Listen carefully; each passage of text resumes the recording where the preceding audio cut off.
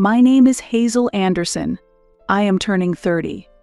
Currently, I live with my husband Philip, who is 5 years older than me, and our 5-year-old son Raul. We are a family of 3. Today, I am attending a friend's wedding ceremony with my husband. Though I call them friends, they are closer to my husband than to me, and I only know them by face. The ceremony is held in a first-class hotel, and I find myself captivated by its luxury. While my husband exchanged greetings with acquaintances at the venue, I went to the restroom for a bit. Coming out of the restroom and heading back to the ceremony, I heard an unpleasant voice. "Oh, look at that defective item. Why are you here?" "Huh. Mom, what do you mean by that?" "Oh, it's true. Why is there a defective item here? We didn't invite them, did we?" I feel as if disdainful words are being exchanged around me. And they seem to be talking loudly on purpose. This is not just gossip, it is overtly offensive. However, no one addressed me directly. I don't want to associate with such rude people, so I quickly left the area. "Wait, you ugly thing. You can hear me, can't you?" I felt someone call out from behind, but I ignored it. My name is not you ugly thing. As I walked firmly down the corridor, the sound of hurried footsteps behind me startled me. They should have given up since I was ignoring them. Why would they embarrass themselves with such behavior? While I was pondering this, someone suddenly grabbed my arm. It appears that they had run after me. The grip on my arm was so tight that it was painful. "So, wait a minute, I'm telling you."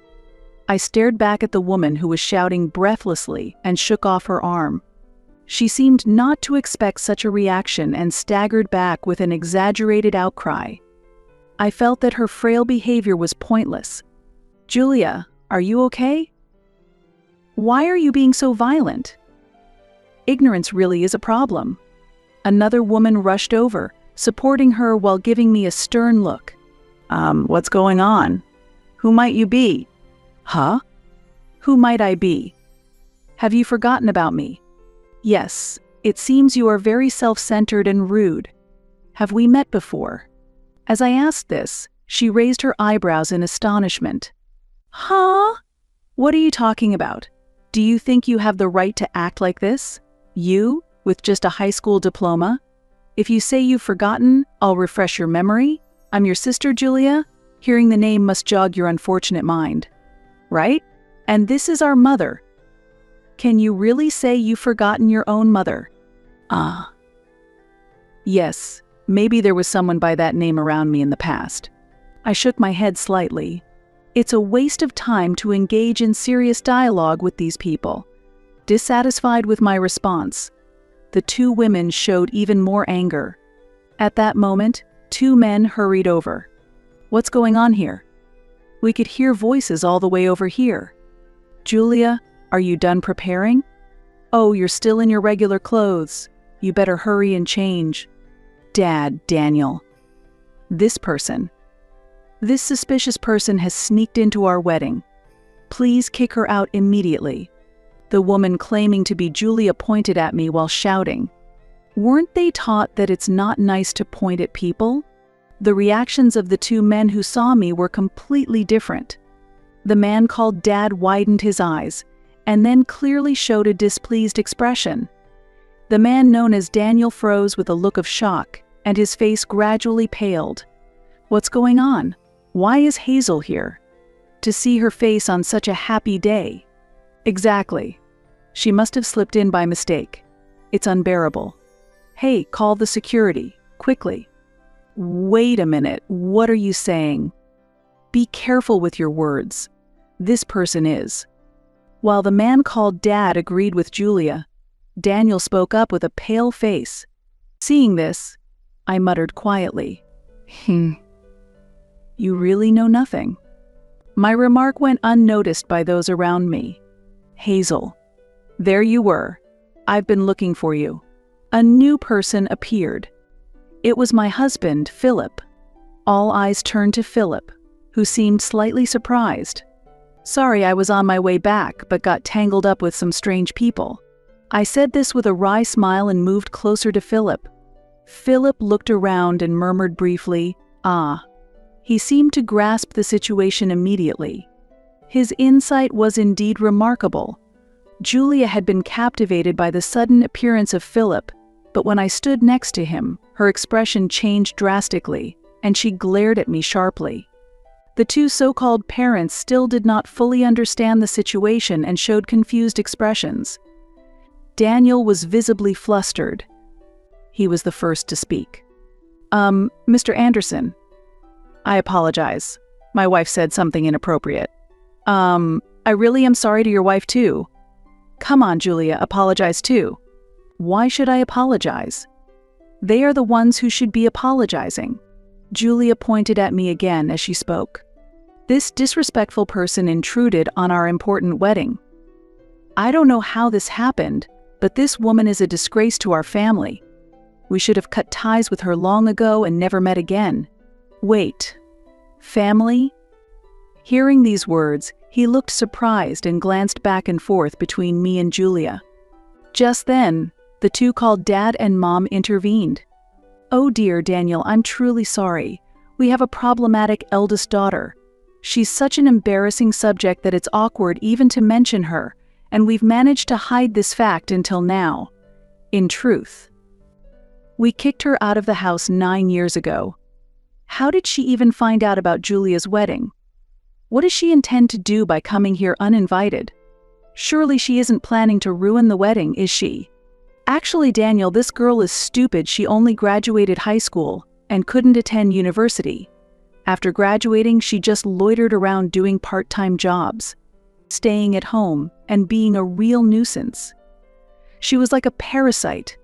She should be grateful we provided for her through high school. Why did she sneak into the wedding? I had received such harsh treatment. Yet, I had long severed ties with this family and effortlessly brushed off all their insults. These people were, in fact, my family. At least, that's what the family registry stated. However, my parents doted on my sister, who is 6 years younger than me, and had neglected me from the time I began to develop my own identity. My father's family has been producing doctors for generations, and our home was a clinic. My mother worked as a nurse in the family-run clinic. To an outsider, our family might have appeared to live without any want. However, the reality was a home filled with toxicity.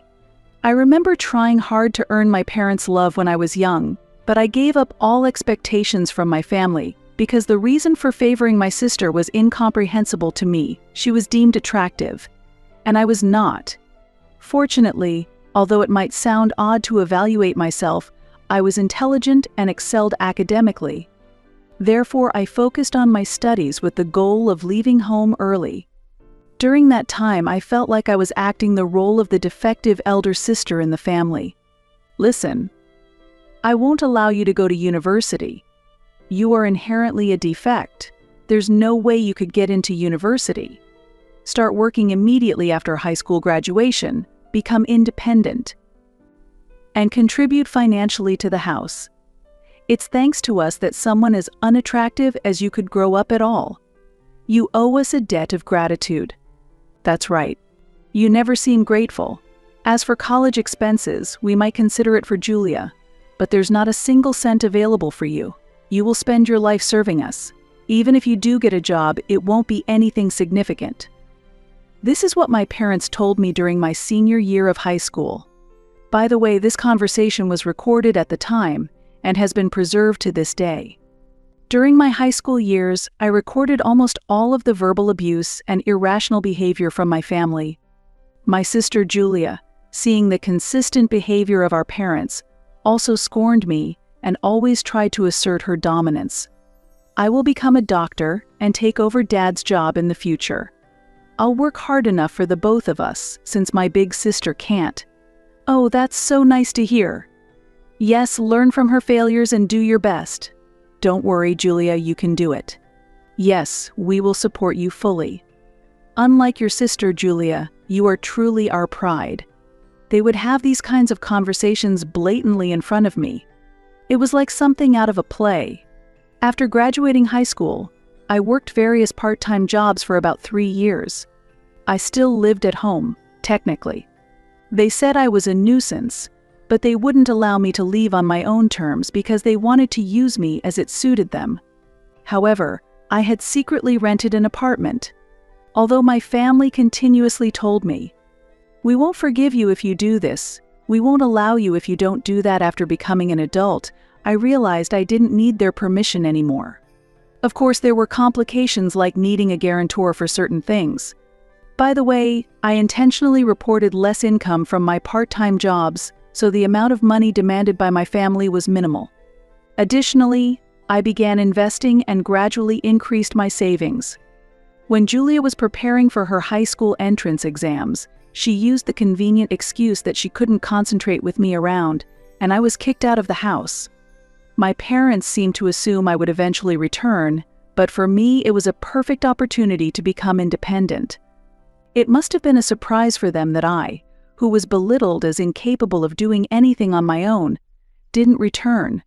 However, that soon became irrelevant to them. As far as my parents were concerned, having Julia was enough. 9 years have passed since then. While lost in thought alone, I overheard an escalating argument between Julia and a man named Daniel. In fact, today was their wedding day. So, they are now married. Though my sister's name might have been on the invitation, I took it as a mere coincidence and didn't give it much thought. My interest in this family had already faded. Why are you taking her side? I've been saying all along that she's suspicious. Just her being here spoils the mood. Kick her out quickly. Look, I've told you several times I invited these people to the wedding. You checked the invitations with me, right? They've already checked in. They're official guests. So apologize for what you said earlier. Daniel pleaded. It's worrying that such arguments are happening just before the wedding. At that moment, my father suddenly said with a surprised look, "Wait, isn't he the son of the head of Anderson General Hospital?" My mother also expressed surprise. Anderson General Hospital, the famous one? The son of the head doctor. My sister's husband, Julia, echoed their surprise. Amid these stares, Philip introduced himself. "Nice to meet you. I'm Philip Anderson. This is my wife, Hazel," and greeted them with a smile. Philip's parents are distinguished doctors who have managed a hospital for many years. Philip himself is being groomed as the talented heir apparent and is passionately studying medicine. Hearing this, my parents' eyes widened in amazement. Suddenly, my sister's husband intervened. "It's unbelievable, but to think that the wife of Dr. Anderson is my wife's sister. Can such a coincidence even be possible? That means we are relatives now?" he said, unable to hide his surprise. "Dr. Wells, I apologize for any trouble my son may have caused in the past," I continued, cutting off his remarks. "My sister's husband, Daniel Wells, is a doctor and works at a university hospital. I had just taken my son to him recently because he was feeling unwell. But that's the extent of our connection. Philip has had professional ties with doctors, and it seems that Wells respects Philip greatly. How's Raoul feeling now? From what I diagnosed, he should start receiving treatment immediately. So I suggest you take him to get tested and hospitalized at my hospital." Daniel kindly made that offer, but I replied, "Actually, we've decided to see another doctor for a second opinion. It's important, you know." He couldn't hide his surprise at my response. It seemed that Daniel was attempting to treat my son as a special case, but I was uncomfortable with the idea of my child being seen as a profitable object. Therefore, I gently declined his offer with a smile. Suddenly, a mocking laugh echoed through the air. "Why are you behaving like that? Are you trying to compensate for being a high school graduate by marrying a doctor? Are you stupid? Marrying the heir of a large hospital doesn't elevate your own worth. Your education remains the same. And your thinking is too shallow. You really have a child? Poor kid, having you for a mother," Julia criticized. "Hey Julia, please stop. We're family. Why do you keep saying such things?" Daniel tried to mediate quickly. However, my sister glared at his words. She seemed unshakable in her righteousness. Suddenly, Philip spoke to me. "Hazel, are they really your family?" he asked doubtfully. "No, these people can no longer be called family. A real family wouldn't suddenly scold you for no reason, refuse to feed you just because you spilled a little food, would give me secondhand clothes found in a dumpster while laughing as they compare them to the high-end brands they give to my sister. They wouldn't throw away my study materials claiming you're too stupid to need them, or soak my textbooks with water to make them unusable. So, no. They are not my family anymore. True, a real family wouldn't strip you naked in the winter cold for not lending a book to your sister, or lock you in a hot shed in the summer. They wouldn't silently sell your belongings or tell you directly that you're expected to labor for a lifetime. People in our town have noticed the clinic's unfair treatment of the siblings, suspecting abuse, and they don't want to take their children there. It's actually surprising that no one reported it when we were kids. Now, despite their business suffering, they fail to realize that they are the cause of it. This shows just how severe it is. During our calm exchange, when the cruel acts of my past were revealed, Daniel was shocked. My parents were equally stunned to find out I knew their clinic was struggling financially since I had left home. This information was unearthed by my in-laws, who deeply sympathized with the hardships I endured and felt even more outraged than I did. Philip also harbored similar feelings, and they had been investigating my parents' clinic, potentially to use it for revenge. Stop it.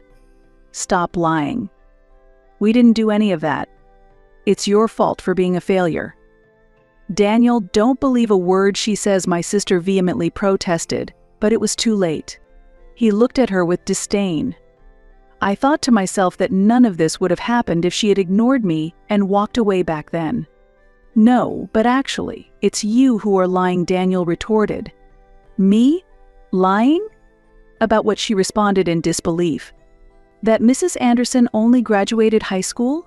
She holds a college degree, is a successful entrepreneur, and the CEO of a company involved in hospital food, which has been instrumental for our clinic. CEO, my sister exclaimed in shock, staring at me as if seeing something unbelievable. My parents were equally astounded. Stop lying. She's just a high school graduate. Are you saying she went to college behind our backs without us knowing? My mother said that accusingly. Yes, I did go to college. I was already an adult, and I had no obligation to report to strangers who are not my family, I replied. What are you saying? How can you speak to your parents like that? We didn't give you permission to go to college, my father shouted. Why would I need your permission? I calmly countered, and they could not hide their indignation. After high school, I worked various jobs and saved a considerable amount of money. I used part of these funds to pay for college tuition. There was still so much I wanted to learn and pursue. Living away from home, I enjoyed my freedom and was capable of anything. While in college, I started my own business. That's also when I met my current husband. Reflecting on this fills me with deep emotions. Meanwhile, my sister was mumbling something with a pale face. I can't believe it. I always thought she was the incapable and inept sister who couldn't do anything by herself, that she would die somewhere after being expelled. Despite all that, she graduated from college and is now a CEO and married to the heir of a major hospital. Why? I thought I would be the happier one. Why is she more successful than me? Why does she look happy? Why indeed? Maybe it's because despite being treated unfairly by our family, she never gave up and kept working hard. Maybe luck played a small role as well. After saying this, I looked back at my sister firmly. And then I revealed a shocking fact. By the way, I heard you dropped out of middle school. Is that true? This revelation completely shocked everyone around, including my former parents and Daniel. What?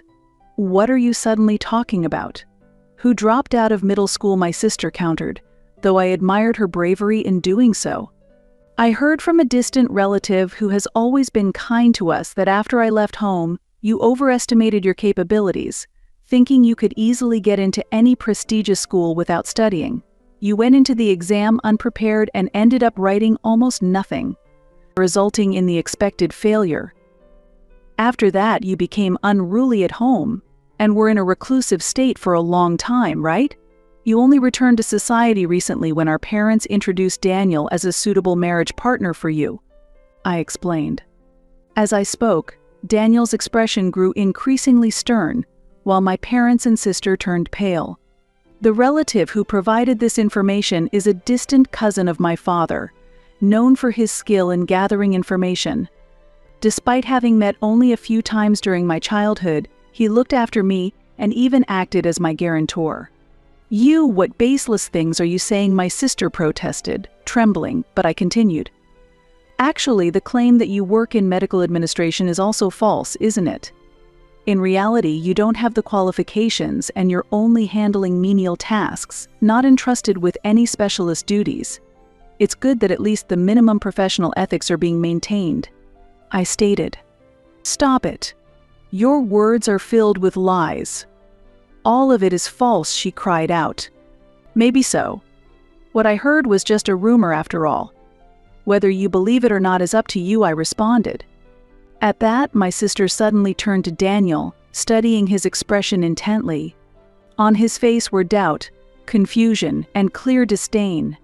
"Julia, you previously told us that you graduated from a prestigious women's university, held qualifications, and were supporting your family's hospital.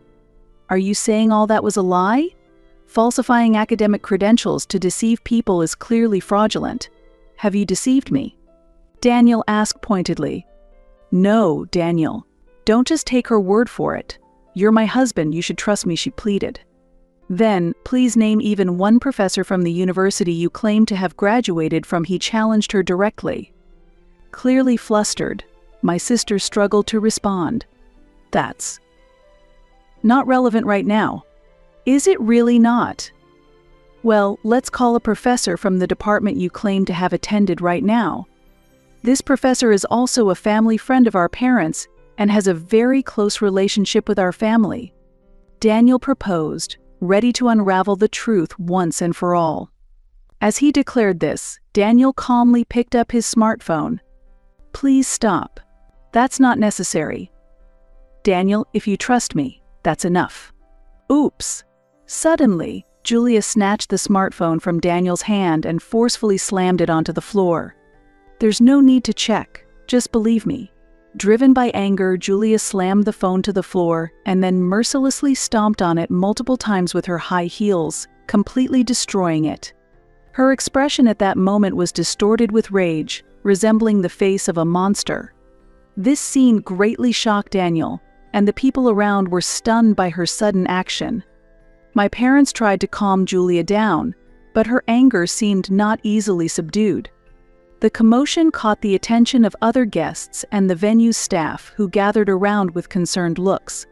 The venue momentarily descended into chaos, with a very intense disturbance unfolding. Despite being there, I felt as if it were happening to someone else. I could no longer feel a familial connection with my sister or those present.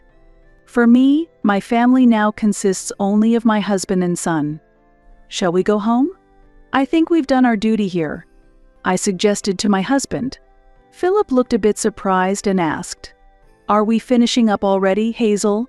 I replied with a calm smile. "It's okay, let's go home. Oh, and let's stop by the cake shop at this hotel on the way back and buy some delicious cake. There's one that's been very popular recently." "Hey, that sounds like a good idea. Let's pick up a cake on the way home." Philip agreed, and we left the venue with a light laugh. Later, I heard that Daniel was involved in a lawsuit for making false diagnoses to patients and charging excessive medical fees. Following this, my former parents, finding themselves in a dire situation, sought my support. However, they did not know my current contact information and ultimately showed up at the hospital where my husband works, wanting to see us. "So, she's the daughter-in-law of the hospital heir. She is our daughter, please let us see her right away. Contacting the son of the hospital director should solve this problem instantly. We are really in trouble. We need her to repay the kindness we raised her with. We are family. So it's only natural to seek help." "That's right. Honestly, I never thought she would be so useful, but it pays to raise them, doesn't it? I never imagined she would find a more suitable partner than Julia. We are now in-laws with the son of the hospital director, so it's natural for us to seek support. They proclaimed this loudly at the reception, causing quite a stir. However, it was not my husband or I who responded, but rather, coincidentally, my parents-in-law. They, with a stern look, firmly asked my parents, "What business do you have with our daughter?" My parents were unsettled by this stern response, literally froze on the spot, and quickly left the scene. They tried to contact us several times afterward, but because they did not focus on resolving their own business issues, their hospital eventually had to close. When I received news of the closure, I felt no particular emotion. Instead, I felt a sense of relief that they had reaped what they sowed. I thought it was one of the most refreshing moments. Later, I heard that Julia and Daniel had gotten divorced. It was astonishing that their marriage had lasted even a few months. The lawsuit Daniel was involved in and his subsequent dismissal from the hospital probably dealt a fatal blow to their relationship. Julia seemed determined to surpass my happiness and find greater joy, but she continued to make poor choices in the process. As her first step, she secretly started having an affair with a much older, married doctor, hoping to find a more advantageous position for herself. However, this affair soon came to light and escalated into a significant issue when the doctor's wife demanded compensation. Desperate, she sought help from her parents to resolve the situation, but they quickly disowned her, labeling her a disgrace to the family. I have no certain information about what happened to her afterward, but she had failed her high school entrance exams and as a result, had lived reclusively at home for a long time. Living a life isolated from society, she unknowingly started working in the night world, facing hardships that eventually led to health issues and ultimately homelessness. Hearing these stories, my interest in her gradually diminished. Meanwhile, as retirement approaches, my former parents struggle to find positions as doctors or nurses, but it seems no hospital will accept them due to their long-standing bad reputation. This is likely a consequence of their ruthless treatment of me in the past. Now, they are no more than people from my past, and I no longer have the capacity to devote time to thinking about them. Regarding my son, fortunately, after examinations at another medical facility, he no longer needs to be hospitalized, and his condition has significantly improved with proper medication. I will continue to do everything I can to protect my family.